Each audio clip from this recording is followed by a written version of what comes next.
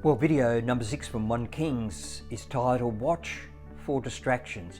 Man, there's so many distractions in life that come and take us off track. Sometimes some of those distractions can be good and bring ideas or whatever, but there are a lot of distractions that just aren't helpful, and they get in when we're feeling down or we're tired or we just have too many things on. And all I can say is distractions will come.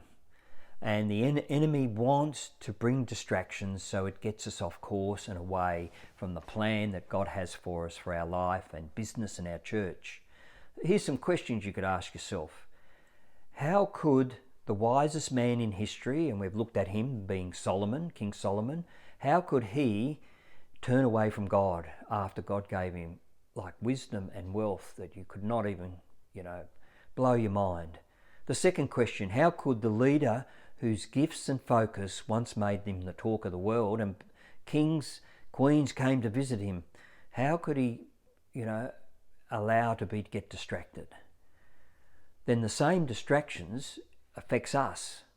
And the problem is, once we arrive, or we think we've arrived, we've built this great business, it's successful, it's profitable, we've built this big church, it's functioning, we're reaching people, we're seeing people grow, we stop being hungry. We don't focus on where we're going. How can we improve what we're doing? How can we reach more people? How do we sell more product? How do we build a better system? How do we service our clients better? Could be we stop doing that. We think we've arrived. I've learned in this life, you're never arrived. And there's always learning. There's always something else to learn. There's always something you can do just a little bit better. And we've stopped being hungry for growth and excellence, and we become satisfied, and we start to compromise, and we move away from excellence. We move away from doing it correctly the first time. And these things are little subtle things that slowly over time start to take your business and your church backwards. And by the time you realize there's been a lot of damage done, and it takes a lot of work to bring it back. So let me just cover some of the areas for Solomon that were distractions. And I reckon these are pretty well the same as what we will face at some point in our working life and our church life. Number 1, distractions. He deviated from being a light to the nations. God had appointed the nation and him to be a light to other nations. When he got to the stage where that was happening, he took his eyes off that and started to focus on himself. Number 2, he became self-absorbed. He became concerned with himself and not his calling, and about whether his life was living up to everything that he would like rather than what God liked. And he, as I said in another video, he became disillusioned and wondered what life was all about. And I'm not sure how you get to that stage with everything he was given and wisdom beyond anyone else had ever had. Number 3, he lost God's presence.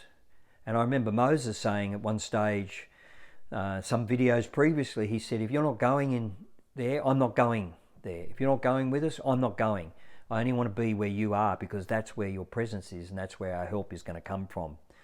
And he actually, in Solomon's case, he actually withdrew probably intentionally, but unintentionally, I guess, from God's anointing. And if you don't have God's anointing, it's going to be hard for the thing to be successful. Number 4, pursuit of pleasure. He became obsessed with his own pleasure. I mean, he had 600 wives and 400 concubines. I'm not sure how you keep one happy, let alone that many. And he took a lot of those from places he was warned against doing it. Number 5, emptiness. He grew weary of his pursuits and what he was doing, and he then recognized his emptiness. He said, "What is life?" And it was almost a plea for help.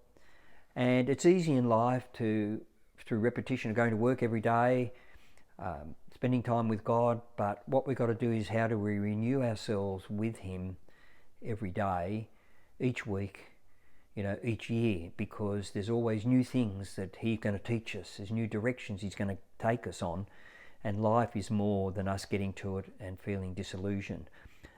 If you're in that stage and you wonder where you are and where you're going, John Sycamore from Halftime, you just Google halftime.com.au. John runs sessions with other people, and they go through a process where people have got halfway through life, or even they get in 20 years of age and wonder what it's all about. And through this, they come out with freshness and a new vision for life and moving forward right through life, for their relationships and through their relationship with God, but also in their business or their career. So look it up. Be well worth you, pursuing that course or those sessions with John and his team.